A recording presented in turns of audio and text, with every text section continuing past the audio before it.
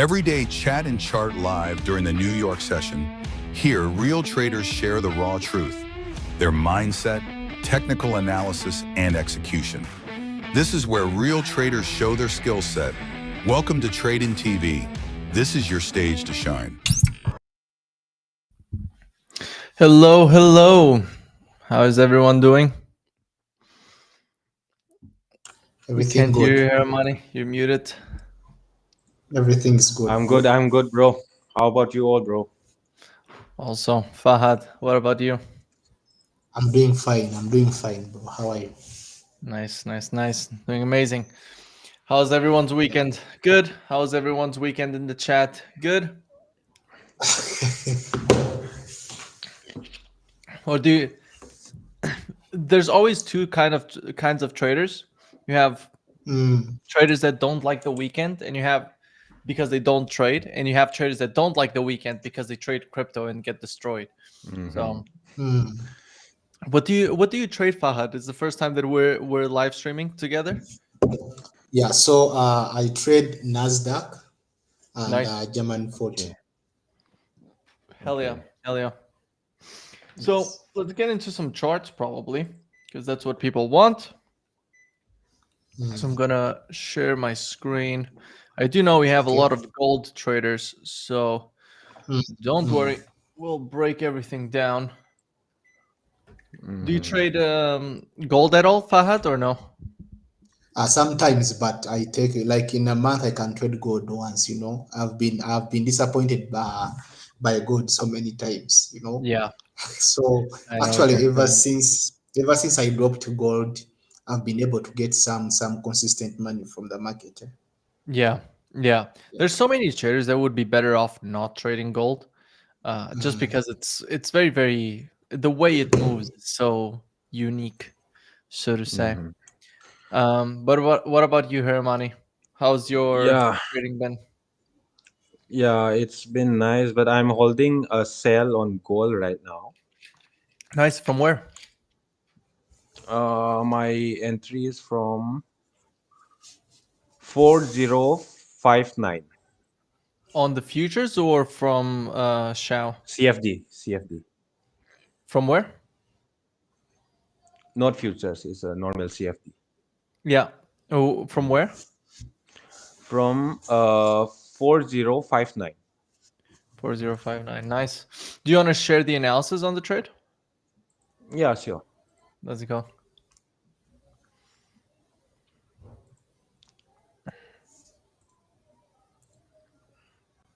Mhm. Can you see my screen now? Yeah. yeah. Okay. So always, I'm actually a higher time frame trader. So my analysis always come from daily time frame bias. So after this pullback, I can see some liquidity downside in 4 hour over here, and this is the weekly fair value gap down below this one. So I just want to see to tap in this fair value gap in weekly time frame. So that's my bias for the goal. And in daily time frame, I can see some huge gap down opening on this chart, on the chart, and on future as well. I can see some gap down on future as well for gold. Yeah. And uh, I wait for Asia session, and on London session I wait for this 15-minute break of structure. This break of structure, and then my entry is a little bit late today. So actually, I just want to enter over here, but I actually enter on this price. That is 4059, and this is my TP. This is around 1:2. So at this level, around 4023, I just book around 40% of my profit. Uh, because I don't know where gold is very volatile right now. That's why I just want to book some profit. So the rest I'm still holding right now. That's my plan for gold for today.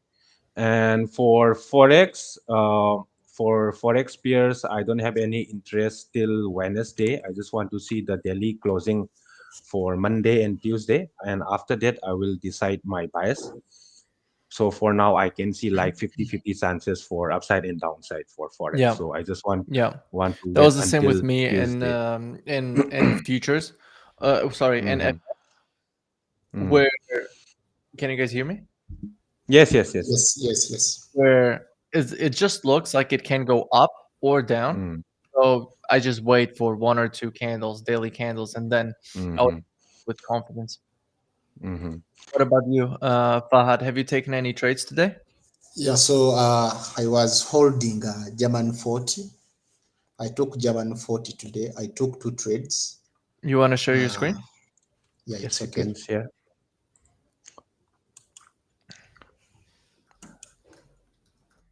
And for NASDAQ, I'm still looking for some bullishness. So I just want to see some retracement.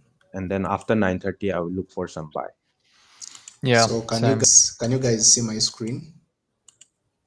Yes. Is my screen visible? Yeah. Yes. Yeah, so I took 2 trades today. My first trade was from this area here. So I took my first trade from this area here. So this was all decided when I'm always trading. I decide my trades. So I come up with my setups only on 2 time frames. I look at the 4-hour time frame, and I also focus on the 15-minute time frame. So today morning, of course, we woke up when the markets opened. We had a very big gap. So by the time I decided to open my charts to do some analysis, then I got a chance to see this strong bearish candle. So this strong bearish candle on the 4-hour time frame, it gave me confidence that the market was more likely to go back to try and close down this gap. So to take my Mm-hmm. entries, all I had to come up with was to identify the range. So early morning, my range was when I opened the markets, my range was between 2 areas. So this line you are seeing here, because of this breakthrough which happened here, so I marked this as my strong resistance level. Then I also marked down here. So this was this range. It is the range I was looking at to take my sales. So of course I was waiting for whoever was going breaking up or breaking down, but my biggest feel, I wanted to take the sales. So all my bias was on the sales because of the strong bearish candle on the 4-hour time frame. So of course, Mm-hmm. after this breakthrough here, this candle here was a very good candle. Yes, of course, it gave me a good indication that the sellers were coming. Then I executed my sales on this retest here. So this is where I took my sales. My stop loss was put behind here. Then my TP was targeting this area. So exactly all I received was 1, 2, 3 candles. Then my TP was hit TP1. Then I went back because when my TP1 was hit, then we closed with another strong bearish candle on the 4-hour time frame. So that gave me a confidence to take another trade. So of course I came back, waited for a retest from this point here. I took my trade, and this is the trade I'm now holding. So my TP1 was already hit. This was my TP1. I took 60% of my profits. Now my stop loss is in break even, hoping they hit my TP2. Yeah, to see if I can maybe pass the challenge or lock in some payout. Yeah, so that's what I have. Hell yeah. Hell yeah. Okay. What about Go? What Okay. about So I everyone in have the one chat? question. So Go. What? I Go on. didn't try. I didn't try this German 40 till now. So is there any uh, correlation with Nasdaq for German 40? Yeah, it's always there because they are all stock indices. So they are all Okay. stock indices, and of course, whenever Nasdaq, whatever affects Nasdaq is more likely to affect what German 40. Mm-hmm. So sometimes they are going to move together in the same direction, but the only difference will be in the volatility because the Okay. session differ.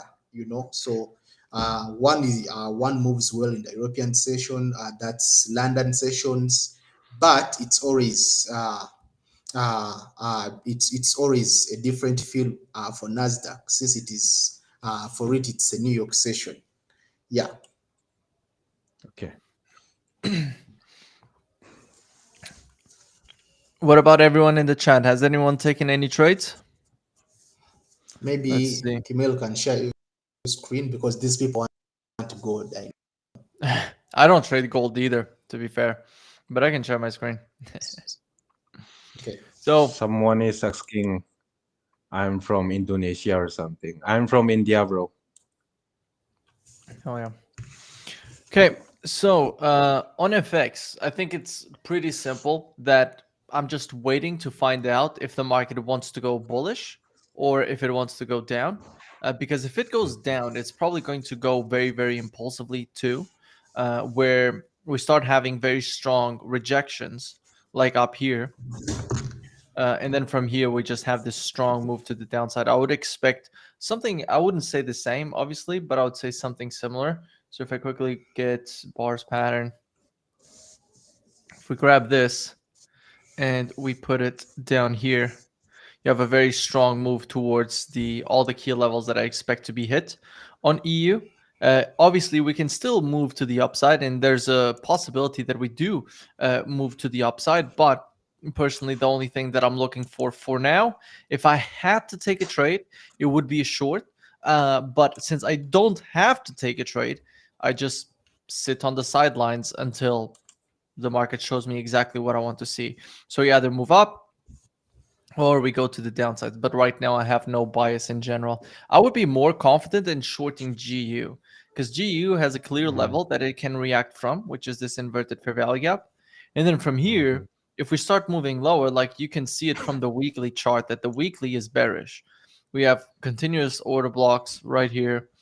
We have power of three on the weekly, meaning that we can now start moving to the downside. So overall, the EU is looking better than, sorry, GU is looking better than EU in terms of clear direction. So DXY looking bullish, still only very short term, and then NQ is just moving to the upside, like you can see it from, well, from the fact that we opened with a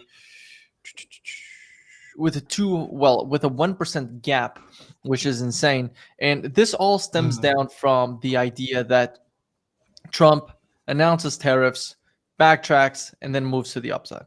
Right? That's why, like recently, every time that there's a big move lower in the markets, I just end up buying more stocks for my long-term portfolio because I know that this all just going to blow over and it's just going to move towards the upside again. mhm. So I've been longing ever since this candle closure, I think. So long, long, long, long right there. And then overall, the market has been treating me good because, listen, at the end of the day, that's where NQ is headed, is always up and to the right. Now, Yeah. obviously, what you want to do is you want to do your best to avoid trading during bearish days and take advantage of the move on bullish days. And with transparency, by the way, on Friday, I was long, but I still ended up taking the full loss. But hey, it is what it is. Sometimes it happens. I think on the Mm. same week, this was a break even basically. And on the same week, I took a 1 to 1.2. No, this was Friday. On Monday, I took a 1 to 2 right there. So it's just probabilities playing out. +1 for the week. Last week, it was also a +1.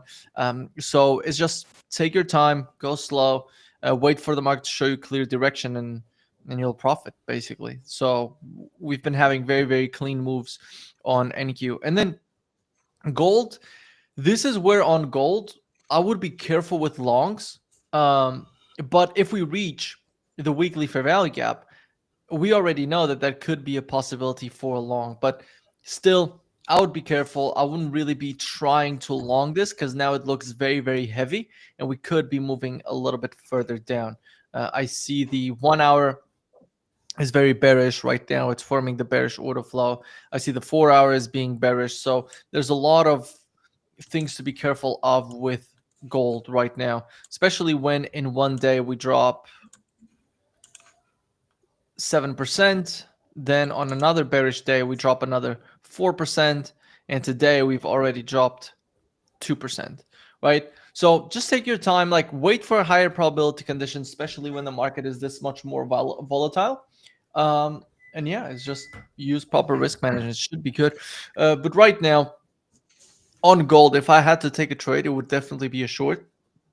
And even we're not in a horrible area to short, even. These are all 15-minute order blocks. Yeah, 15-minute order blocks.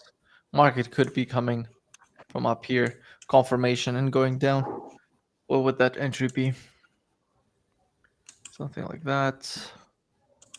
1 to 3 at the top, not too bad. But yeah, let's see if anyone in the chat has taken any trades. Okay. Same idea with you, bro. Yeah. Let's see. People calling for 4,000.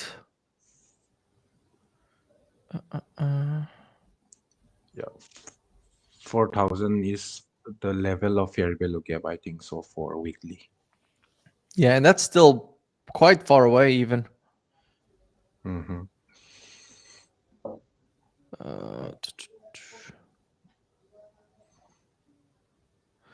Okay.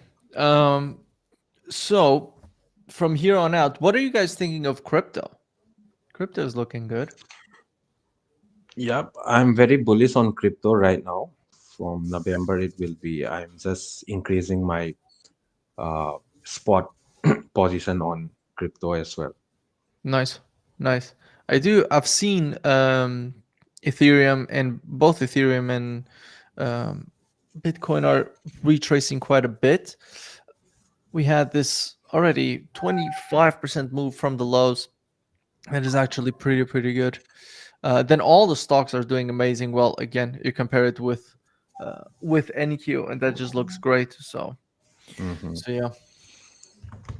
Fahad, what are you looking for on NQ?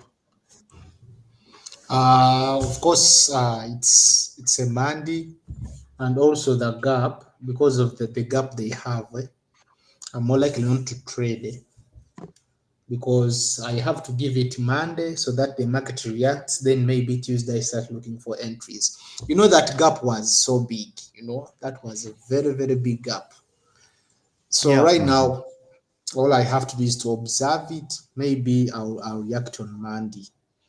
Yeah. Sorry, Yeah, that sorry, is a on good Tuesday. point. Yeah, that is a good point. What about you, Heramani? It's just longs? Yeah, same. Yeah, I'm looking for longs, but I need to see some retracement first. Yeah, reaction has to be there today.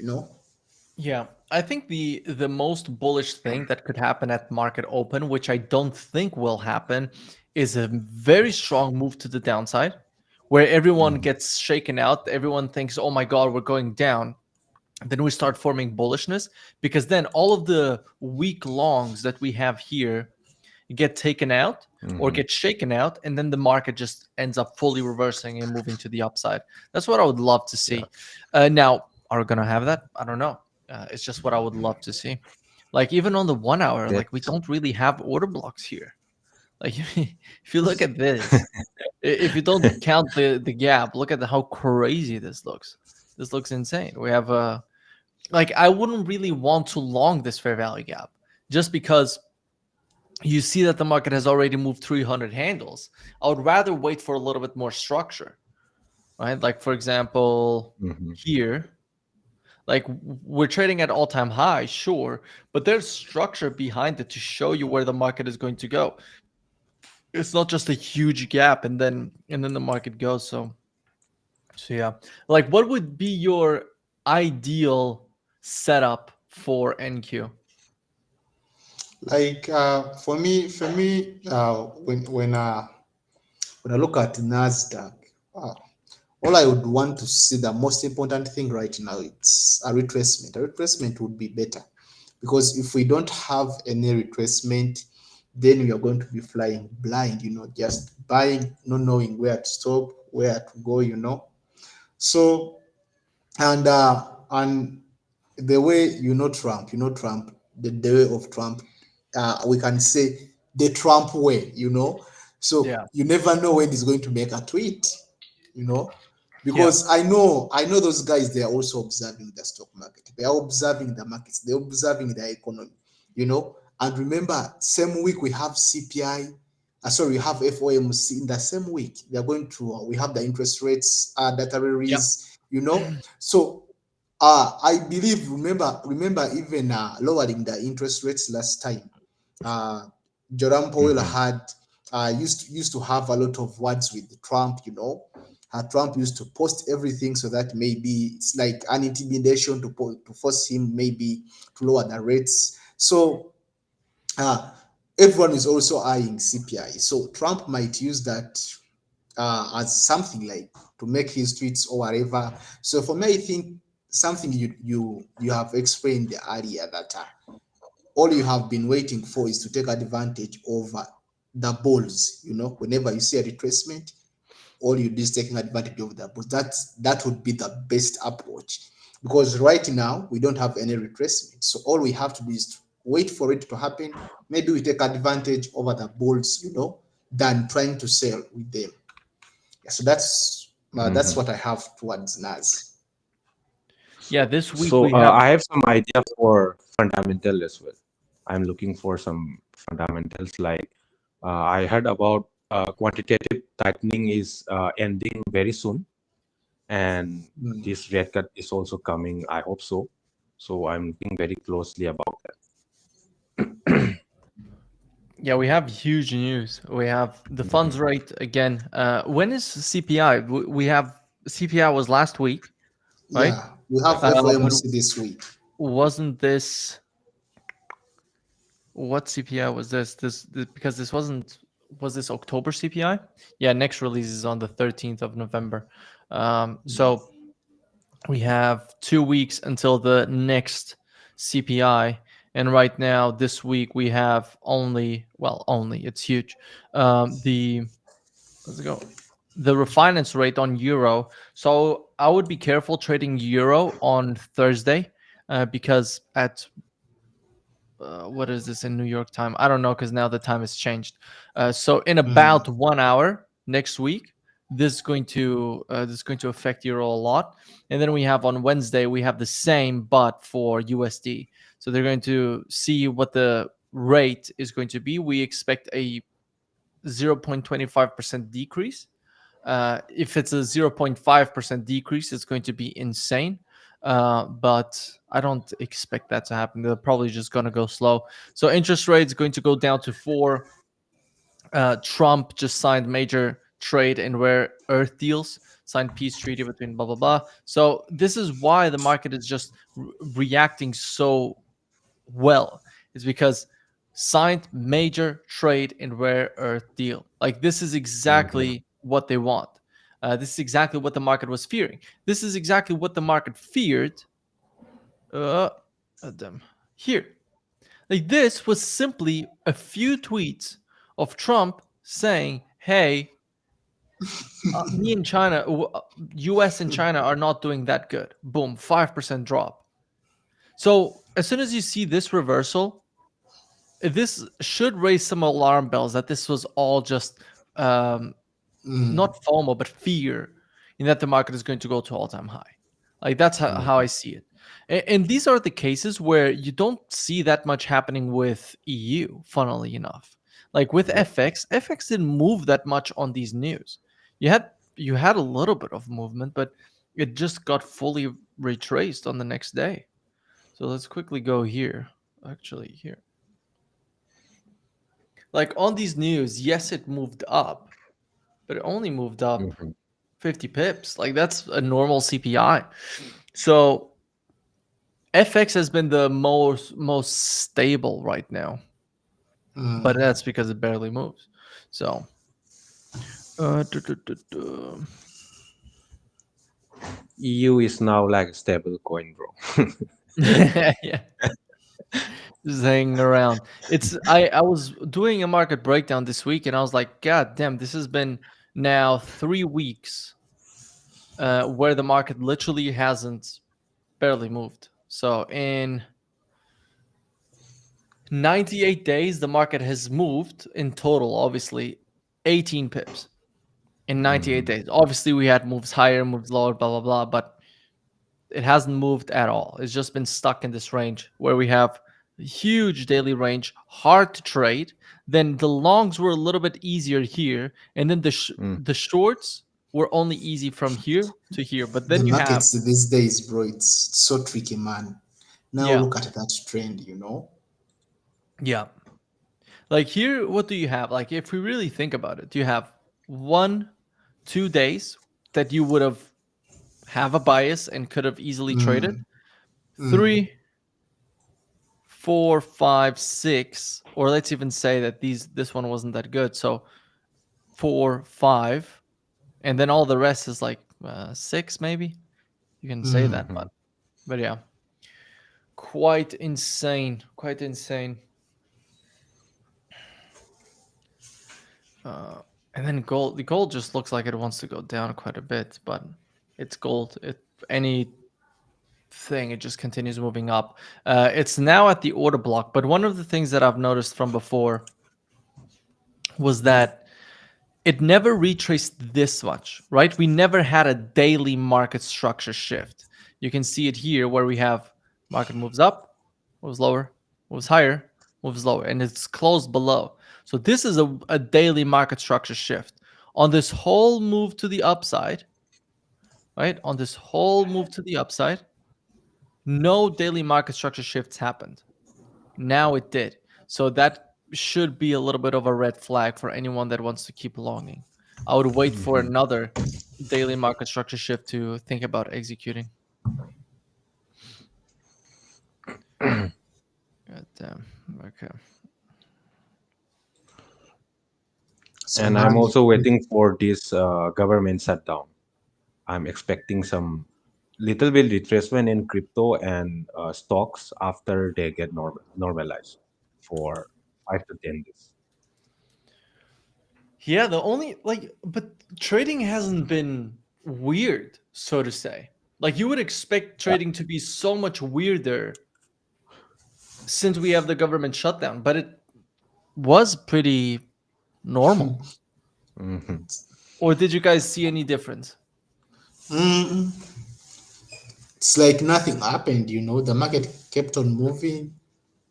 But Mhm. I think it's because of the Trump tweets. If it wasn't for him, maybe it would be different. Yeah, if it Mhm. was It would be Biden, different. yeah, if it was Biden, the market would have ranged for this whole month because he would Mm. just be sleeping and the government would be shut down. So because we So, go. okay, so when I studied the last shutdown, it was I think in 2019. So in that time, I and previous that one I almost forgot. It was in 2012 or 13 like that, the previous shutdown. So in that time, the price was normal, but it was like very volatile when the first 5 days of shutdown and the last 5 days of this they came to normal. It was very very So volatile. when do you think this one is ending? I had 24th, like it's already 27th today, is it? Hmm. When is it ending? I don't know, bro. I can tell you what the market when the market thinks it's going to end. The market is now pricing. It's even pricing in over 16th of November. Now, like I don't want to share this website, but it's basically a betting website where people can bet on when they think something is going Hmm. to happen. Everyone knows this website, by the way.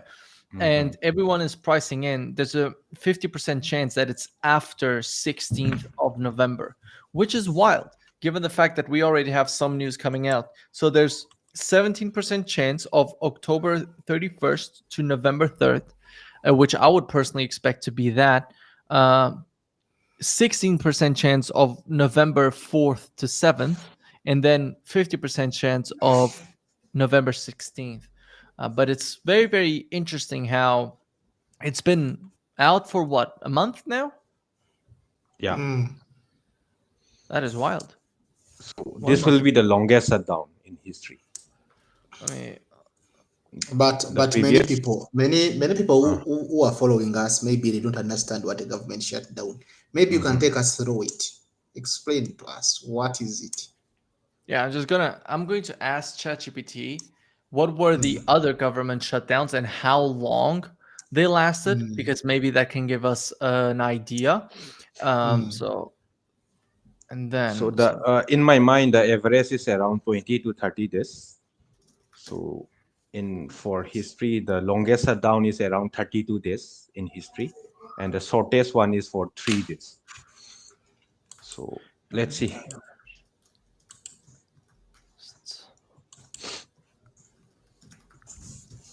okay, let's see. So since after 1976, we've had 20 funding gaps. Of those, only 11 full government shutdowns. Average duration ever since 1976 has been 8 days. But the current shutdown is 20 plus days already. The longest shutdown was 35. Um, so who knows? Like we're already above average, but we're not the longest one yet. And the longest shutdown previously was between December 2018 and January 2019, also under Trump. So who knows? And bro, after that we can see the biggest bull run in 2020. So I'm expecting kind of that in coming Yeah. years. Or COVID. Yeah. Another COVID.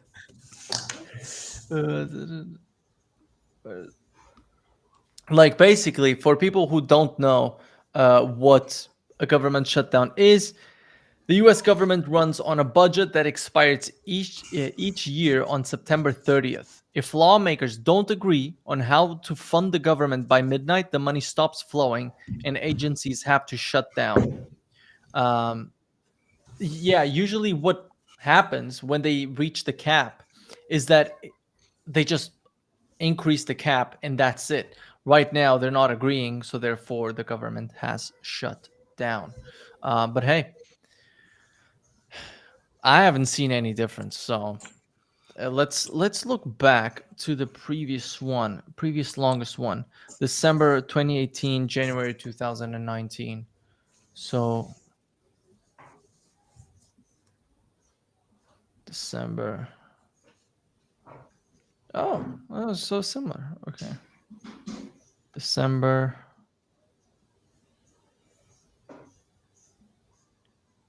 Look, it just went up even during the. No, I'm wrong. Wait.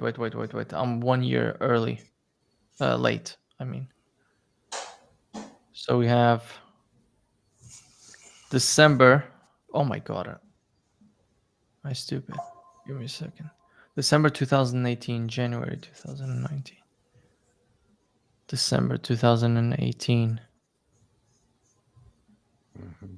Yeah, so we had quite a bit of a push lower.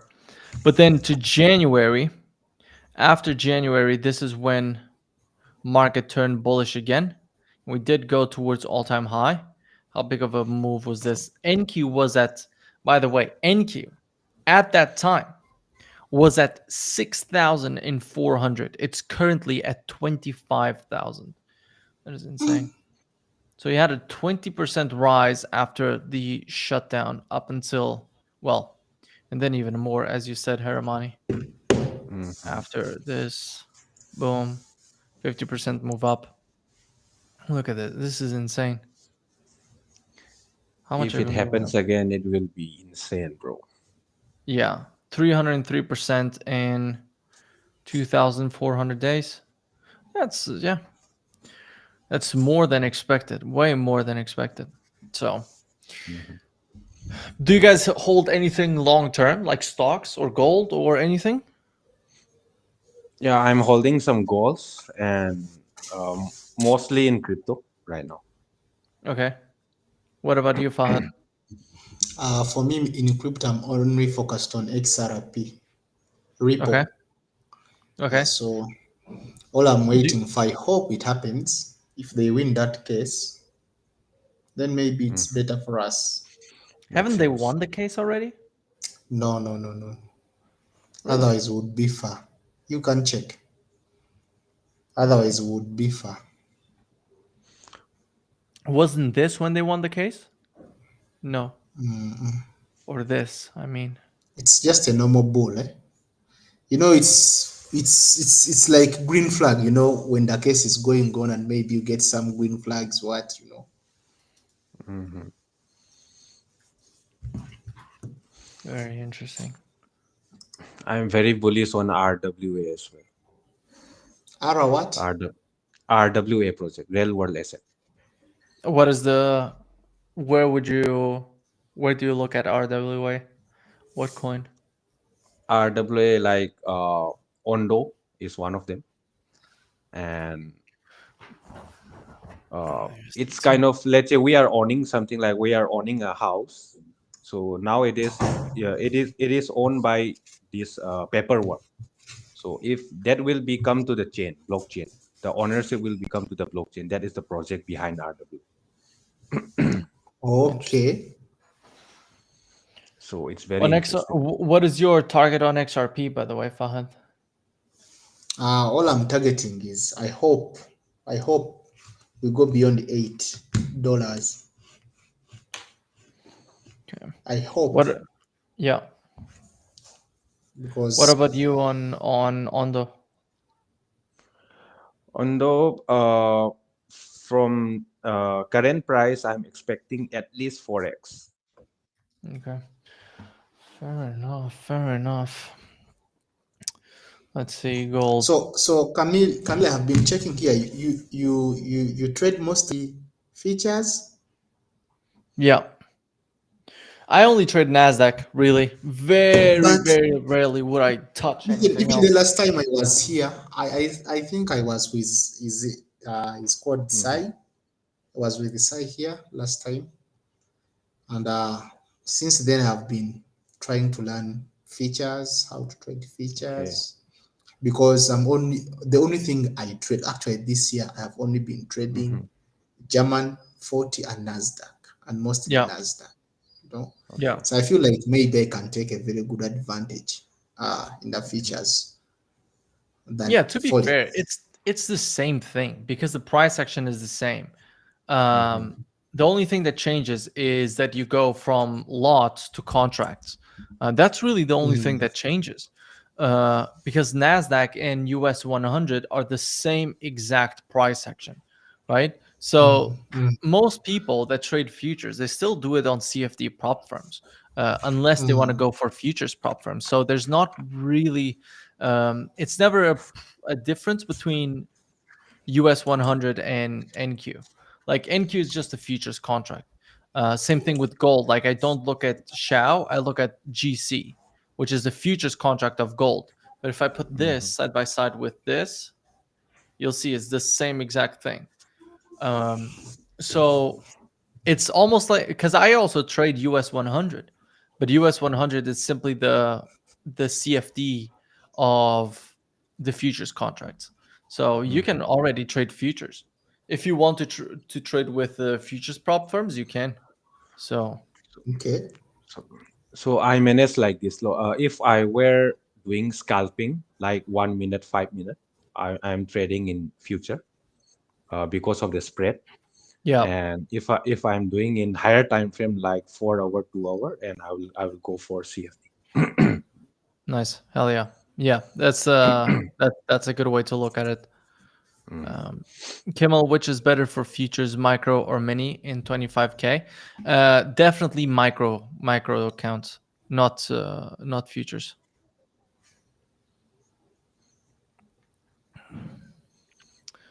Let's see. We still have 50 minutes to market open. Mm. Let's Mhm. see. Does anyone in the chat have any questions to anyone in the panel? To Fahad, to Heramani, to myself. Does anyone have any questions?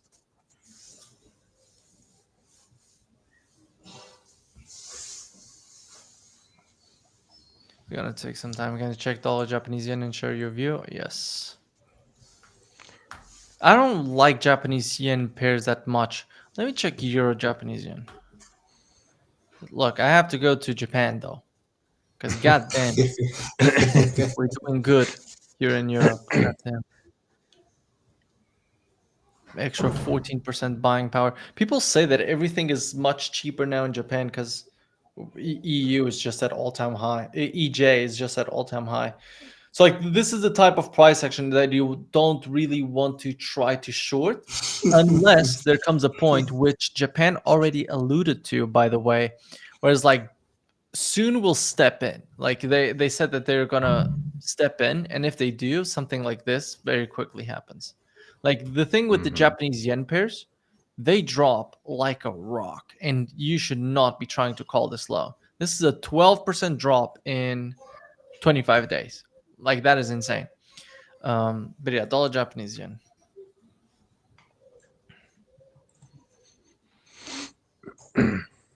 What would you guys see here on dollar Japanese yen? I'm still bullish on UZ. It's so bullish. Yeah, I think what I would tell everyone to do, well, I wouldn't tell anyone to do anything because I'm not a financial advisor and I can't do that. But it would simply be look at what the price action is doing now, look at what the market is choosing to respect, and we're always reacting from bullish PD arrays and going higher. So for now, I would only long really.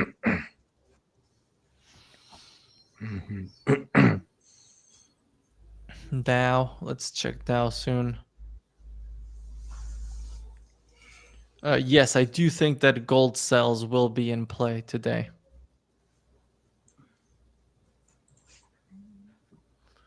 I don't know if it's going to have a 10% drop, but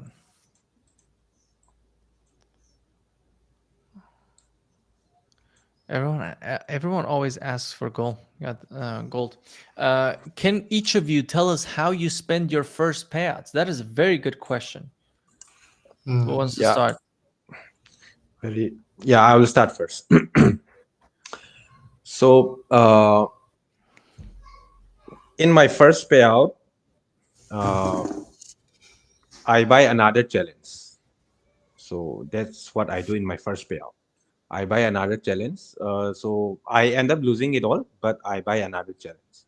So I end up losing it all, but I gain some experience from that, and I can learn more from that. So my kind of tips will be you can invest in another account or just pay yourself first.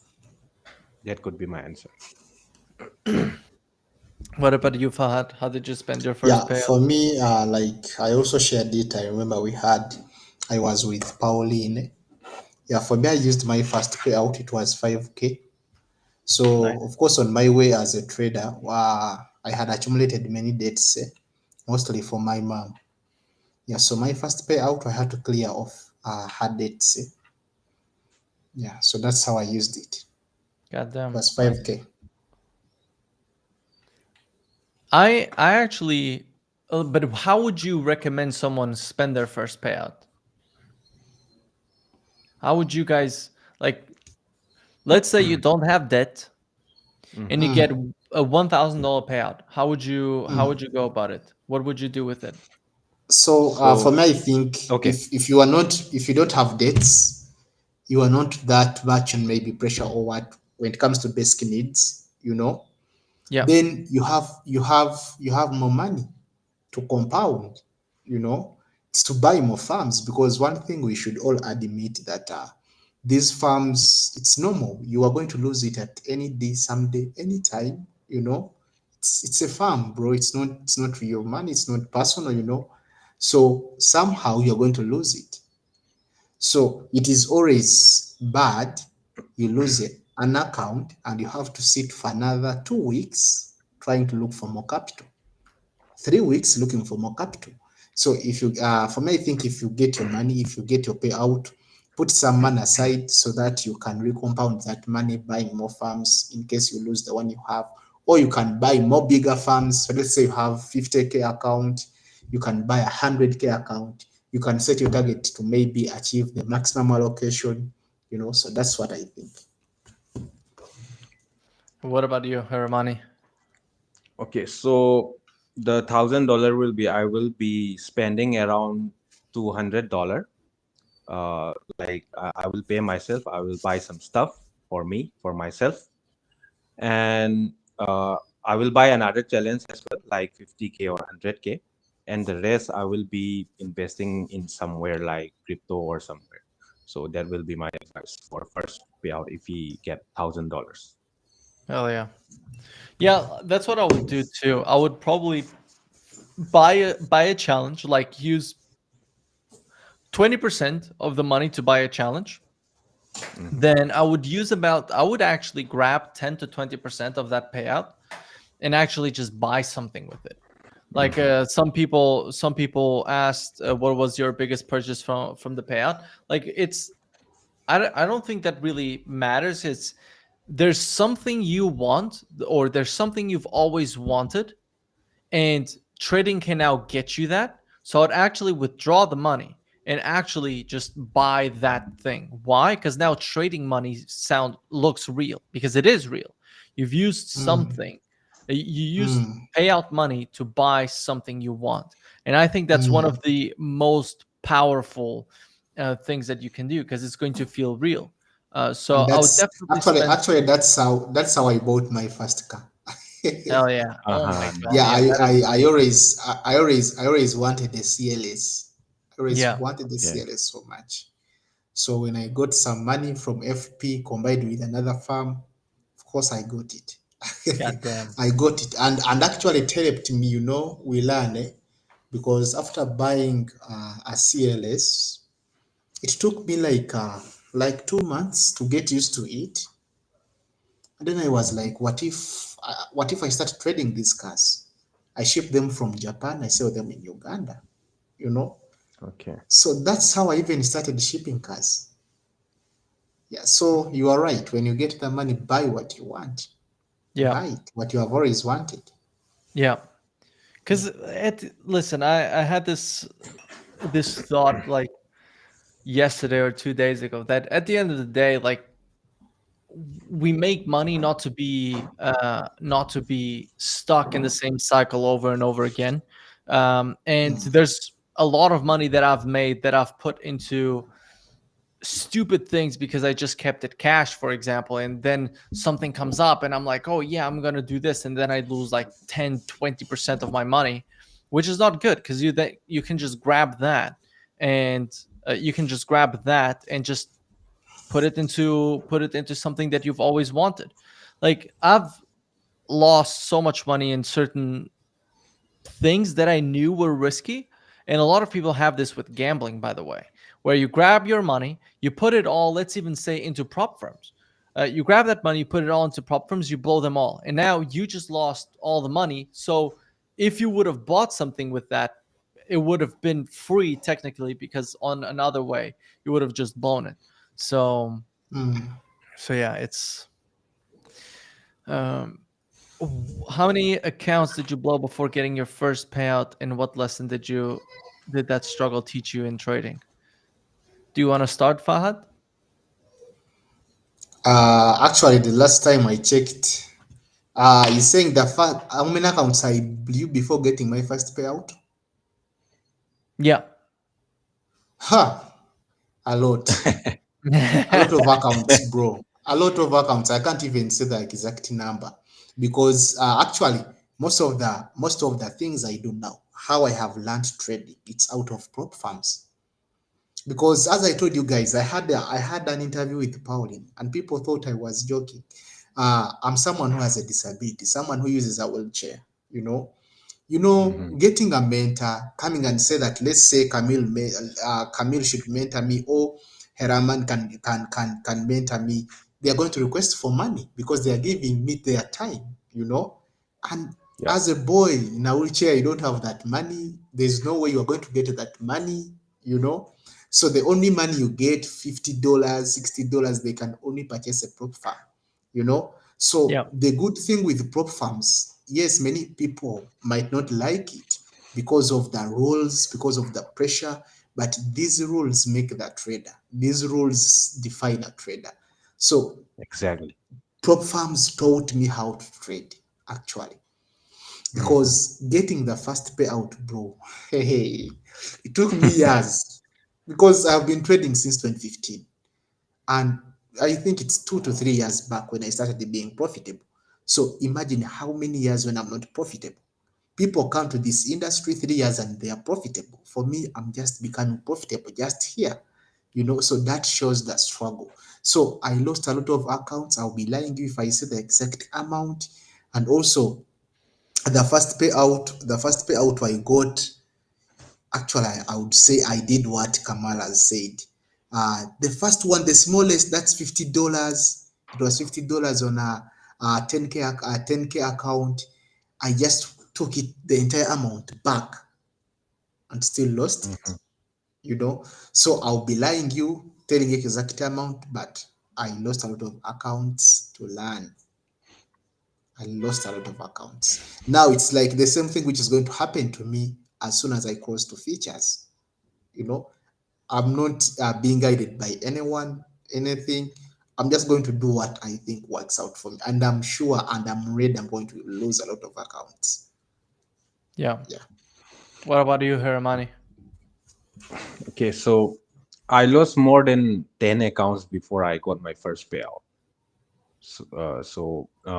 That one also, I passed some account, but I didn't get my payout.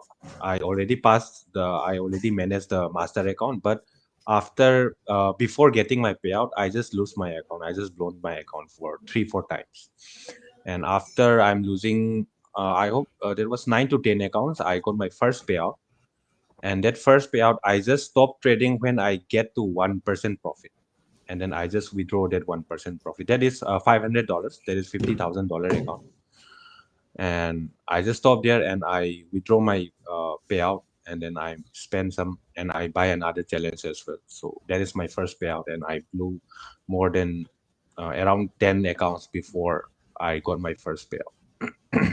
God damn. I'm in drawdown Bro, of actually, 50. actually, people should know that your focus. Actually, for me, my focus when it comes to farms, it's not always how many accounts I've lost. It's always like how many times I have followed my rules. Mhm. Yeah. Because sometimes you're going to do everything right and still lose that trade. Yeah. So I'm always disappointed when I lose an account because of the mistake I knew, the mistake I exactly knew it's good. Mhm. So it's normal, bro. It's normal, and they shouldn't be afraid of it Mhm. because that's how So we learn. I'll tell you one thing, Camel. I think I hope it was 2022-23 when I was not profitable yet. Uh, when I lose, I used to watch your videos in YouTube as a inspiration, as a motivation, and I follow you, I follow Zcap, and I follow Yeah. one more guy. I hope you know him. He's Paladin. Yeah. So these three guys taught me how to become a profitable trader, and I'm very grateful to you. Like in that time, I was wishing like when I will be profitable trader, and I just want to hang out with them. I just want to talk to Camel. I just want to talk to Jetcap as well. So I learned a lot from you guys, and I keep watching your videos each and every day. Each and every day, I didn't skip your videos, bro. Zcap videos and Paladin videos, and as well as himself ICT videos. Yeah. I consume more than 5 to 6 hours of watching your videos, all of you, Hell yeah. and I journal myself what will be more better for me if I do something as a trader. So thank you so much, Kamel, as well, God and I damn. learn a lot from Like today, he has taught me something, bro. I don't give it time, but I think I'm going to start doing it. Whenever I get money from trading, I buy something, anything. Yeah. You It's the know, best thing. it's the It's the best best, thing, bro. man. Like even if you treat other people, like it might not even have to be you. You can just treat other people for with your success, like family or something. Mm, mm. Mhm. I've done that too. I love to do that. So I do recommend people doing that too. But yeah, Romani, that is fucking sick. That is amazing, man. That is Good also for when you. I was on SIP because I'm an ex Merchant Navy, so I'm roaming around in on my SIP. So I'm watching from your videos because I don't get any internet on board on ship, so I just download all your videos and I watch over there. That's sick. That is amazing, man. So on your videos, bro, you also, for me, I only follow you on X. Yeah. On your videos, you also take people through how to trade Oh, features. yeah. Basically, only that now, because I've understood that there's so much free education out there, and I think that that's really the best thing to give to people. So Mm, every single week I post like all my trades. I post analysis, I post strategies, anything that works, explaining concepts, everything, because at the end of the day, like, I know where people are, and we know where people are when they're unprofitable, so I just want mm, to take them to that next level. Mhm. okay. um I want to know from the people in the chat, how many accounts have you guys blown before ever getting a payout? And if you've never gotten a payout, just tell us how many accounts you've blown, because I do have something important to say on that. Someone was asking some question.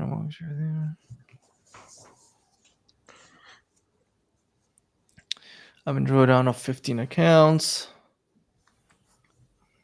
What's And after You, that, let us know what you will buy with your first payout. Uh, now that we've talked about actual what we do, let us know what you guys are going to do. Uh, my channel is just Kimmel Trading. people can still even count. Do you know, ever since I joined the funding pips, I have lost more than 100 accounts. Goddamn, More. that More than is a wild. hundred. I've blown 8, 2, 20, 10, 3, 11, 1, more than 10, 14. 14, 1, 3, 11, 7. Because I do want to say this, like anything that is above like 3, the best thing Mm, that you can do is you have to go back to the drawing board and understand, mm. okay, what is wrong? Because if you've blown, let's say, 10 accounts, there is Before something payout. that is not working.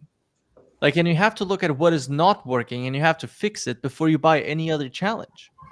Because so Mm, many traders, they want to get to the funding, but they don't understand that there's something missing already, right? Like, you can't mm, expect to get a payout and get funded without knowing what you are executing on and making multiple mm, mistakes, the same mistakes over and over again.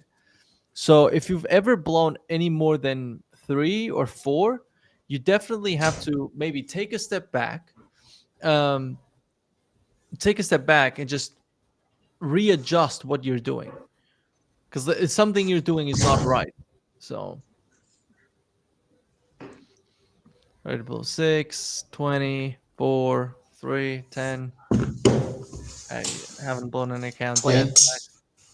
Because, for example, with me, the first prop firm that I went for, I passed my first ever challenge, but I never got a payout from it. And I failed the next 2 challenges that I took. So technically, I blew 3 accounts. But as every time I would get to the funded stage, I would always at least get a payout. Um, so yeah, it's you always, every time you fail an account, you need to ask yourself why. Mhm. I blow the account because of my emotions. Well, we have to be disciplined. Like, at the end of the day, this is trading. If you're not disciplined, then what are we doing?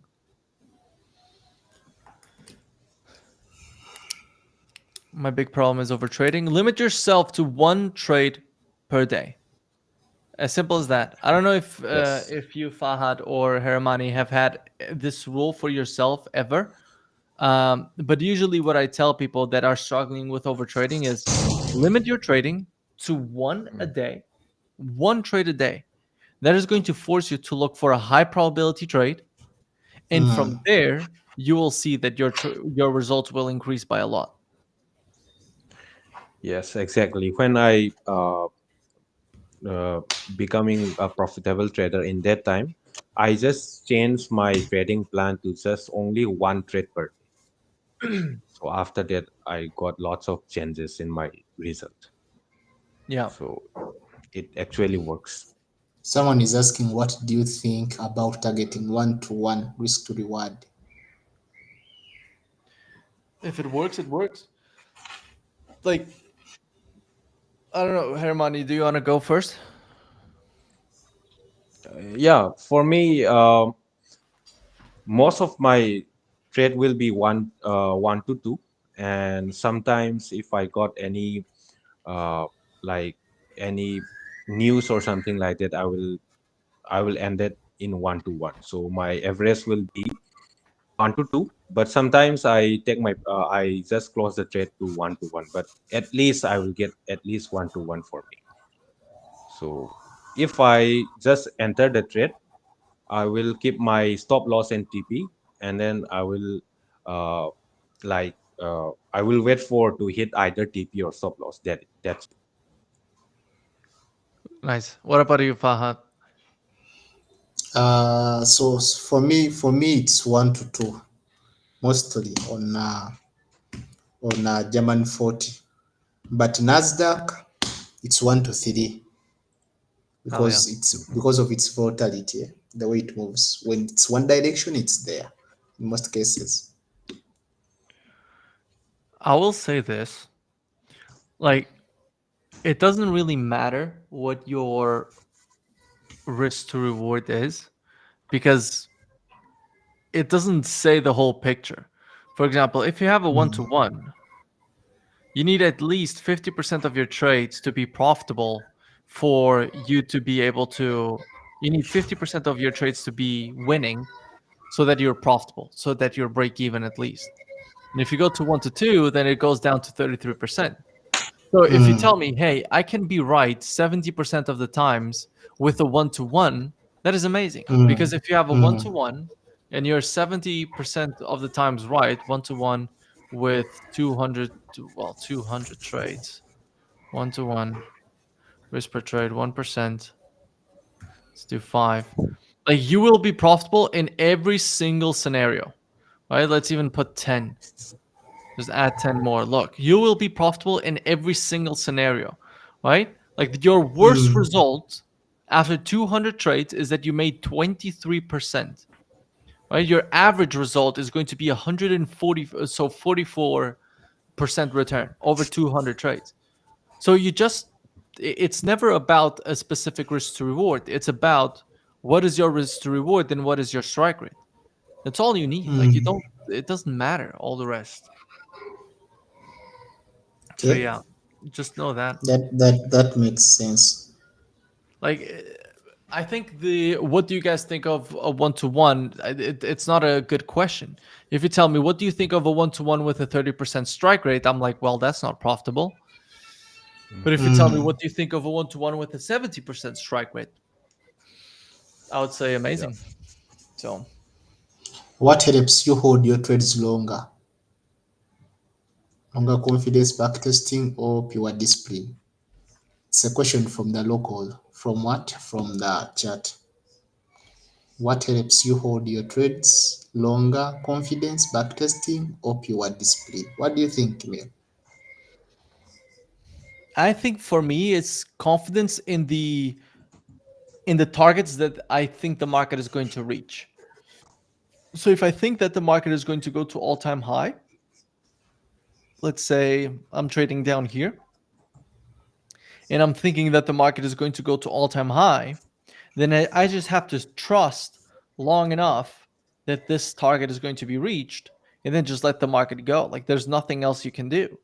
But for me, it's like, just have your final target. It doesn't have to be a huge target. Just take smaller targets with a good risk to reward. That's what I do personally. Okay. Same with What me about as you? well. It's the same idea with you, bro. Like, just trust your targets. Just trust your Mhm. analysis. Where do you think the market Yeah. is going to go? I think the market is going to go here. Perfect. Then just trade that based off of that. There is an interesting question here in the chat. Have you ever thought of trading in personal accounts? What, according to you, is best, prop firm or personal account? You want to start, Prop Fahad? firm or personal account? Prop firm forever. Uh Forever, no, but prop firm for sure. yeah, because I also think a prop firm, uh when we go to what we have just been asking here, risk to reward, with $500 on a prop firm account, if you are good at what you are doing, you are more likely to make even 10% of a 100K account. You know, Mhm. Yeah. I think most of the people, they don't know that sometimes also a smaller account can keep you in a consolidation without getting that breakthrough. You know, some people who have been Mm. trading 1,000 US dollars, $500, you know, they have the capacity to make more money. They have the skill, you know, but in most cases they are limited. So for Mhm. now, I would advise anyone, if you know how to trade, if you are good at trading, even me today, it's difficult for me actually even today to deposit my personal funds. I Mhm. can't. It's difficult, you know, depositing, having my 20K and I deposit it on a broker. It's so difficult these days for me. It's so difficult Mhm. because I know I can make more 20K with a 200K account, and that's like 1,500 spent, you know. So prop firms will always be better for, and Okay. actually we are happy. We are happy for that. Some of us who started trading long ago, we know Mm. how prop firms, it's a gift to many of us, you know. So back Yeah. then in 2016, someone to, for example, I'll use Africa here. I'm in Uganda, East Africa. It's a developing country. You know, it would be difficult for you to convince someone that you can make 10,000 US dollars in the markets. 2016, 2015 here. But right now, you don't even need to convince them. They will just see. They just see, you know. Yeah. So prop firms will always be better, to answer your question, bro. Okay. So for me, same as well, but the simple answer will be like if you have more than $200,000 in your bank account, you can go with real account or life account. So otherwise, it will be for me as well. Right now, I'm trading with funded account, but I have some my life account that is for only for crypto trading. So I will say for me always funded account. Yeah, it's the same with me. It's like you just look at the potential with prop firms versus personal account. $1,000 is always going to be $1,000 on your personal account, while $1,000 on a prop firm account can easily be at least $10,000 worth of trading equity.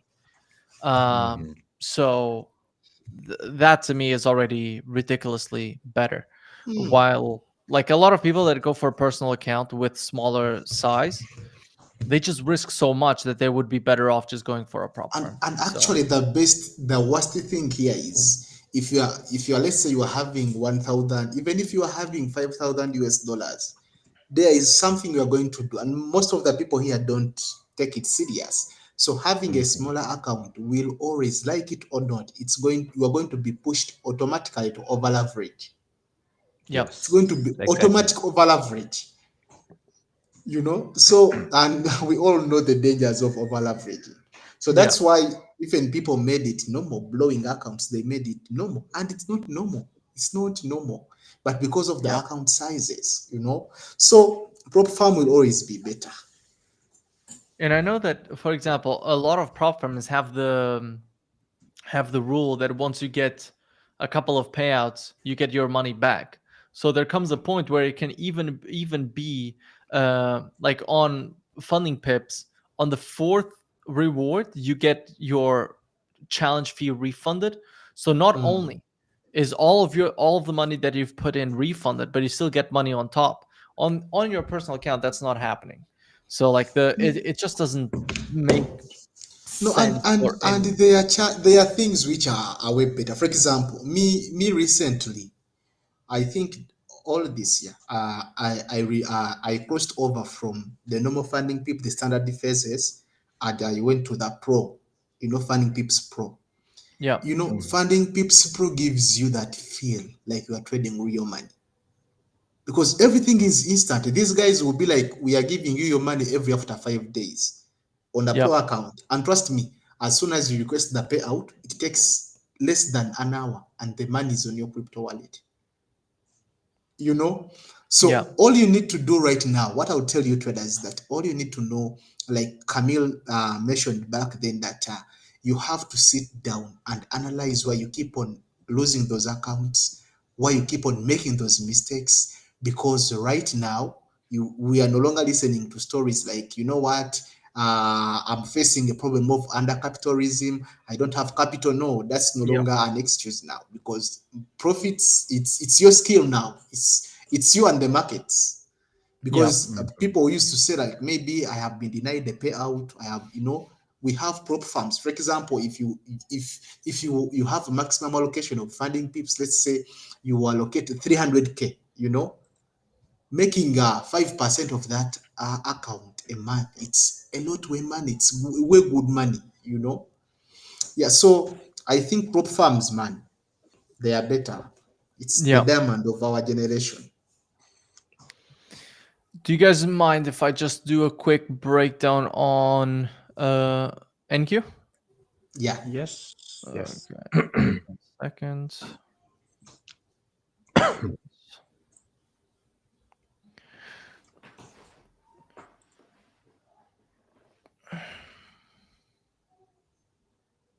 Why is it taking so long? Can you guys see my screen? Yes. Yes. Okay. I'll just do this.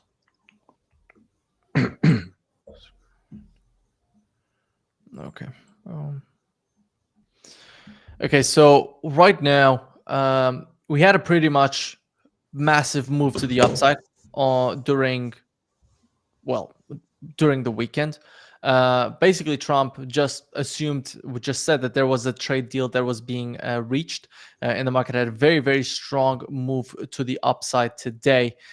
So right now, we have a 1% gap on NQ, and it has already moved 328 handles.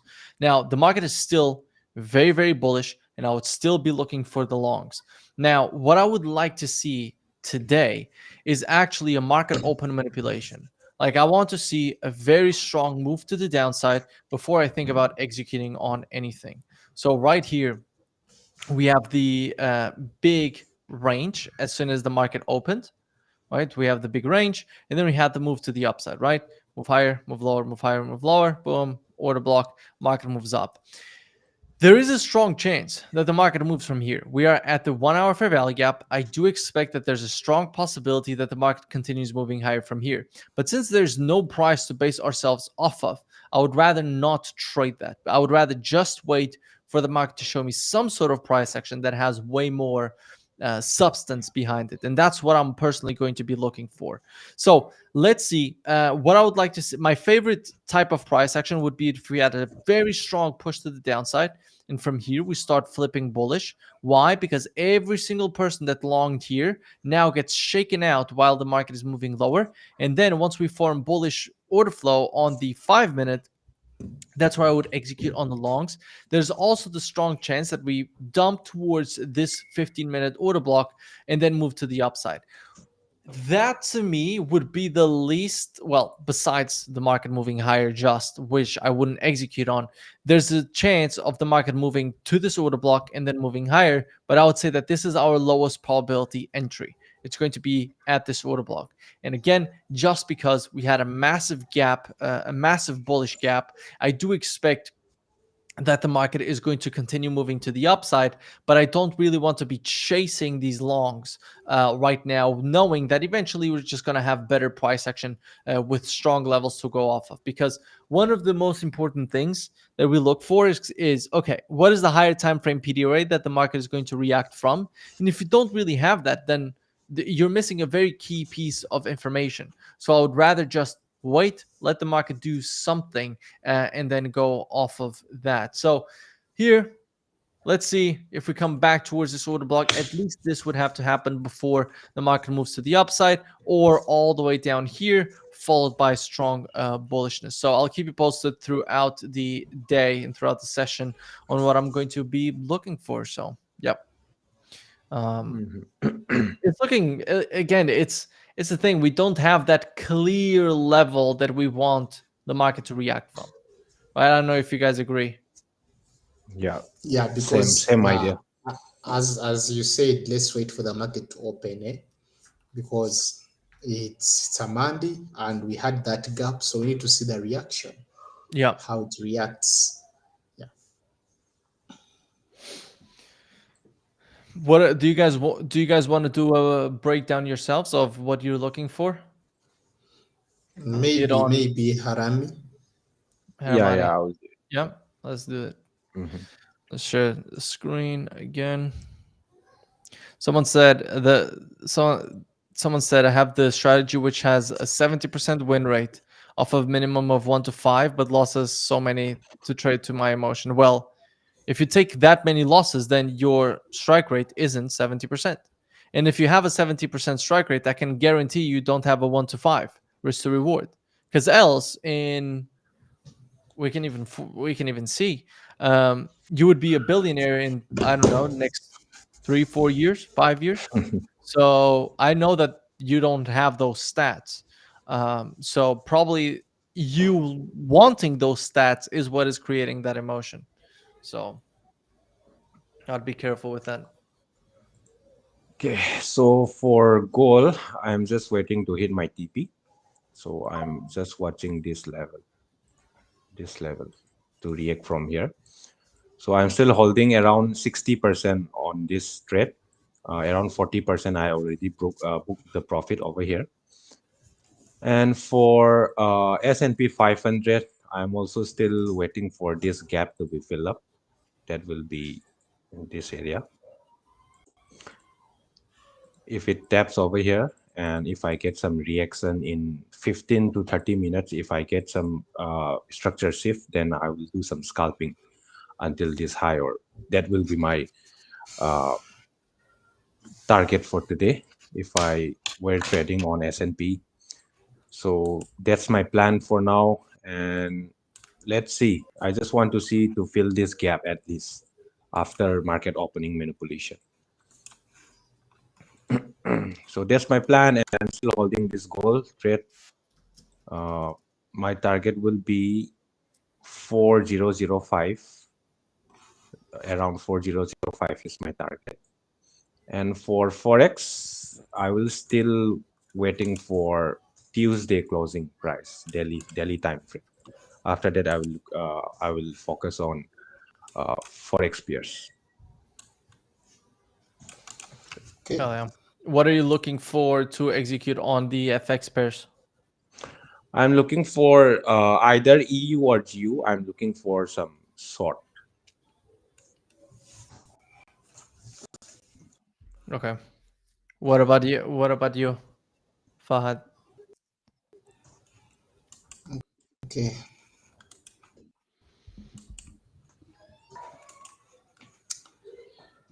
So of course, for me, what I think, if I look at my 4-hour time frame, so since this is a one-sided trend, it's one-sided and it is strongly bullish, so it's strongly bullish.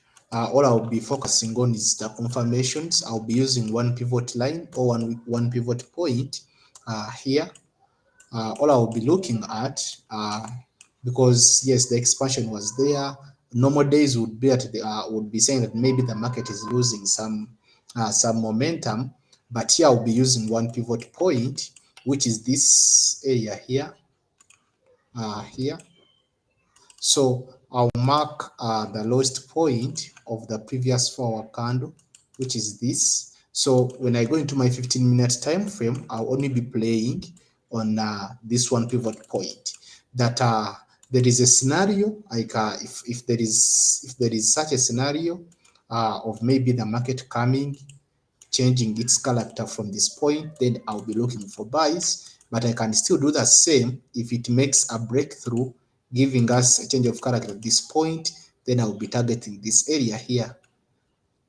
So at this point, it's what I'll be targeting. So I'm having two. I'm not strict. I'm not focused on one trend that I'll be bullish or bearish. So all I have to do is to wait for the market. The way it reacts around this zone here, it's what decides whether I buy or I sell. So that's what I have for you guys. Okay, nice one. Oh yeah. What do you guys think about the gold at the moment? We can look into gold. Okay, you can share a screen. Yes, sir. Let's do this. Boom.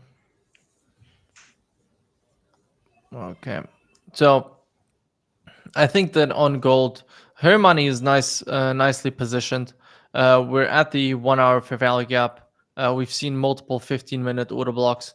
So I don't know. I do think that these lows are going to go eventually, but there's this whole move to the upside that can happen before we go down. But I would say we're more likely to reach this low than to reach these internal highs, just because right now the market is showing a little bit more bearishness. So I'd be very, very careful with the longs on gold. So if you want to short, then be my guest. But I would personally just be looking. Sorry, if you want to long, be my guest. But I would only be looking for the shorts. Personally, I'm not really trading it. Now NQ, we started having a little bit of a push slower, so we'll see. I know someone asked us to look at YM. I think I don't personally like Dow Jones. The reason why is because it behaves so differently from NQ and ES, and I like pairs that are closely correlated. I don't like pairs that are very different because, for example, let's say that both are bearish. If both are bearish, you can look for the one that is most bearish. But if one is bearish and one is bullish, you're just going to be confused. So therefore, you're just missing out on a lot of you're missing out on possible trades just due to sheer confusion. So that's why I would rather not trade YM. But it looks good to continue moving up. Like, you can't look at this sort of price action and think that it's bearish, right? We have the one hour low. This 1 hour low has been swept. Who knows? Maybe we fill 50% of the gap. So if I quickly add the line in the middle, who knows? Maybe we can fill the 50% of this gap and then move to the upside. Maybe not. We'll see. So, because right now, both are in a situation where I'd like to see a little bit of a bigger push down. But once again, YM is just too different from NQ for me to expect YM to go for the sweep and go down and blah, blah, blah. For all I know, YM is just going to impulse up as soon as the market opens. Like, that's why I personally don't trade it. It's too different from these other pairs. Yeah. June said currently in a short position on gold. Yeah. US 30 sell. That's crazy. Again, I seriously don't understand how you guys look at this sort of price action that is just incredibly bullish and you think about selling. It doesn't make any sense because, yes, sure, you might have a winning day. Congrats. But you're going to be shorting all the time. You're just going to be wrong all the time. Like, how can you look at this daily chart and think that it's bearish? It's not. So, and it might go down, and everyone pats themselves on the back when it does go down. But at the end of the day, everyone that was longing gold through all this time was just right 90% of the times. Same thing with gold. You'll be right 90% of the times if you just wait for the longs. So, yeah, I don't know how people can be looking for shorts there. How far will gold go down? I think it's gonna go to $200. We don't have a crystal ball. I have no idea. Sorry? You have said it's going to go up to like 200. I said it was gonna go down to $200. Mm. Drop 90%. Yeah. Because your target on gold, you said, is 5, Fahad? My target on gold? Yeah. Wasn't No, I 5K. haven't gone through gold. Maybe Haram. Heramani, was it your target on gold that was larger? It will be 5K.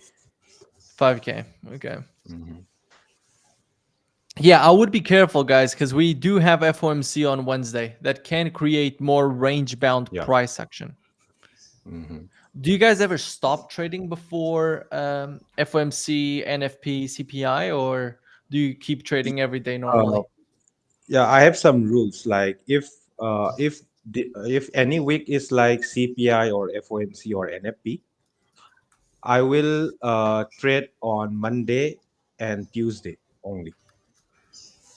And if that Monday is bank holiday, I will skip that day.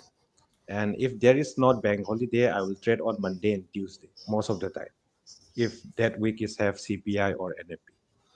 And if I miss that, then I will wait for the news to end up, and I will wait for that news. And after news, I will look for my setup. So I will skip that 1 or 2 days. What about you, Fahad? Do you trade every single day, or is there specific days where you don't trade? So if we have FOMC, if the week has FOMC and CPI, so if I take losses on Monday and Tuesday, then I don't trade that week anymore. Because by the time I take those losses, it's an indication that the price action is not good. So I just Yeah, accepted the loss and move on.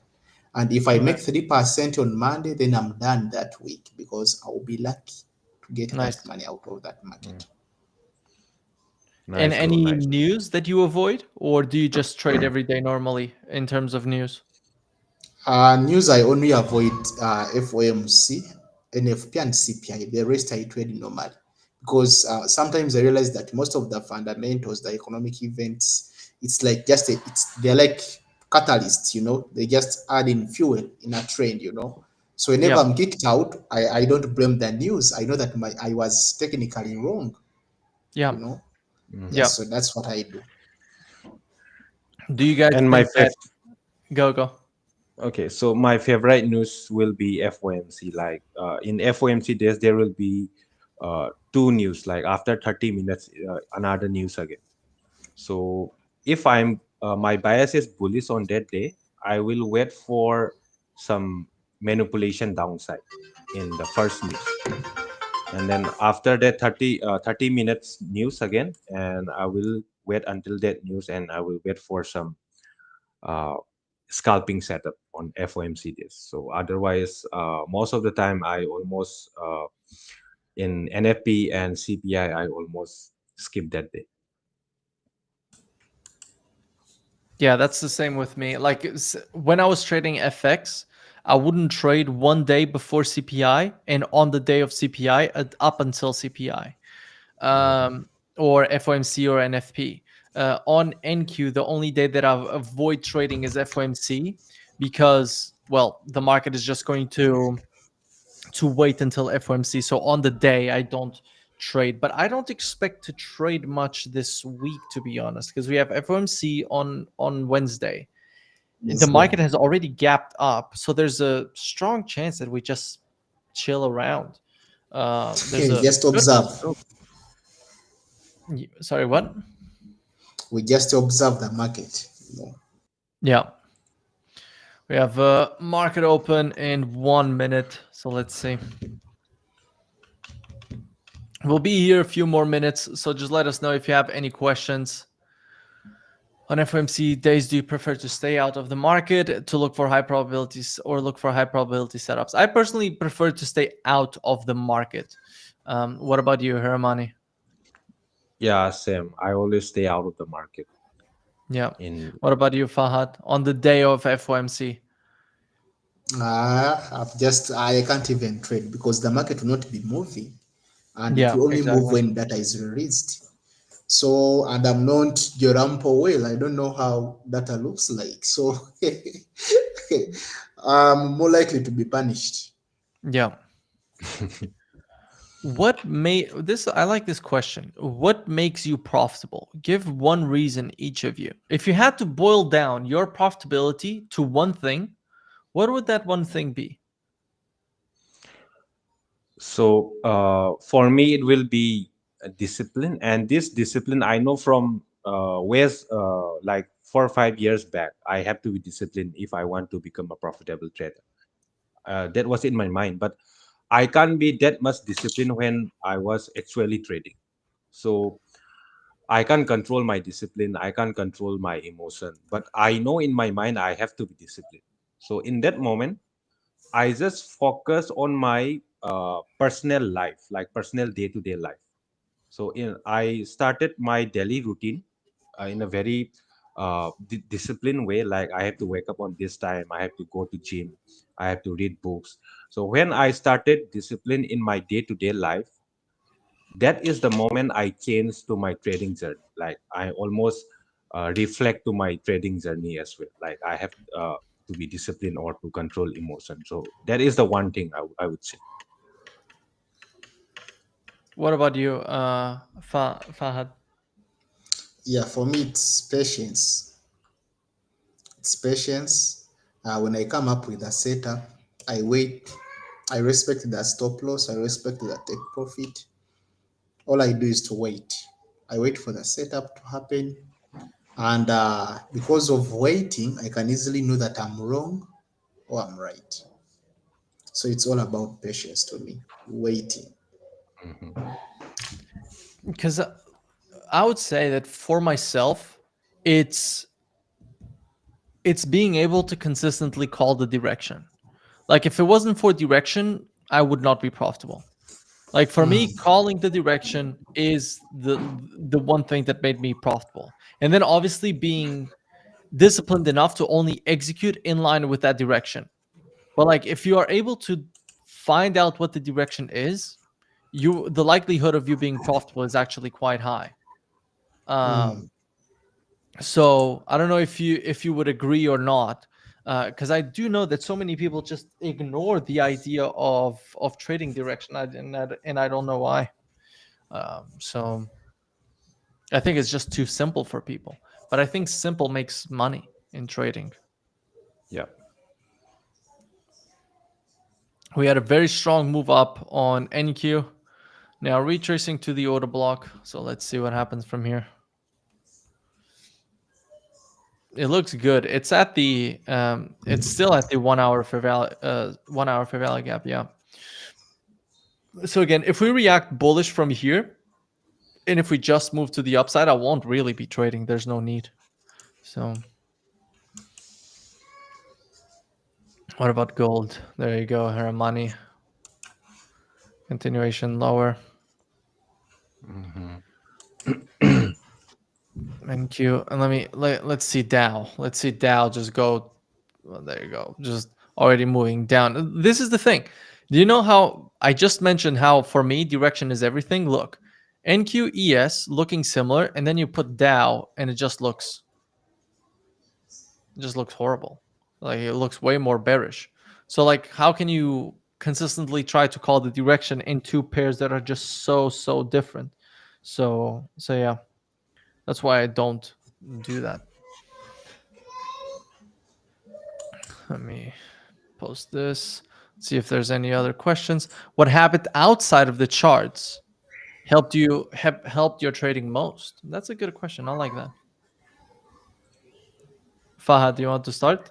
What habit yeah, outside of charts? yeah. For me, it's associating with fellow traders. So I have Mhm. a circle. Most of the people who follow me, I know that I always move with like 4 to 5 people. They are all traders. So when we are outside trading, we are always, since you are all traders, you can monitor your spending, you can monitor your behaviors, psychological issues, like you don't get into those like arguments, So it's all about socialization with fellow Yeah, traders and other people. So that's what I do most. Okay. I think, yeah, I do agree. I think that talking with other traders, I think talking with other traders is what made me understand that direction is so important. Because it's Mhm. like I was talking with multiple traders that traded a similar way as me, and they were like, "Oh, I think the market is going to go up, so I just wait for a little bit of manipulation and then I execute when the market goes up." And I was like, "Oh, wait, what? Is it that simple?" And then yeah, there you go. I think that is a very good answer, Fahad. What about you, Heramani? So for me, same with you, and I spend time like journaling myself, like what will be my mistake and how can I improve myself. So journaling and just spending time with another trader that helped me most of the time outside chat. Yeah. Do you also journal, Fahad, or? Yeah, I do journal. I do journal, and I also use some softwares like TradeZilla. I Mhm. also use my FX book. Yeah, so Nice. journaling, it's so automatic these days. Let's see. I know someone was asking if I can draw my setup on paper. Yeah, my setup is very simple. If I'm bullish, I just wait for market to go down, reverse, give me confirmations. Like this is my bullish setup and this is my bearish setup. It's the same exact thing. And inside of here, I have all of my trading models. Trading model 1, trading model 2, trading model 3, and trading model sorry, actually trading model 1, trading model 2 right here, and trading model 3 down here. So yeah, it's pretty simple, I would say.